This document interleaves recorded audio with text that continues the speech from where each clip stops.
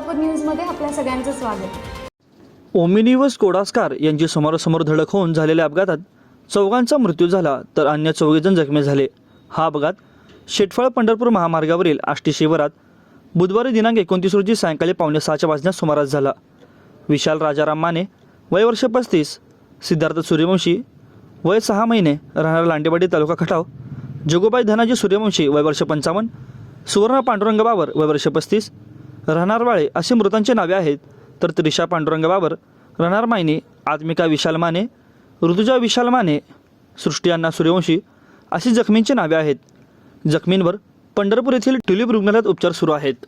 मोहोळ पोलिसांकडून मिळालेल्या माहितीनुसार ओमिनी कार क्रमांक MH12 HF 3496 ही देवदर्शन करून पंढरपूरकडे निघाली होती, तर स्कोडा कार क्रमांक MH01 BK 8582 ही पंढरपूरहून शेटफळच्या दिशेने निघाली होती।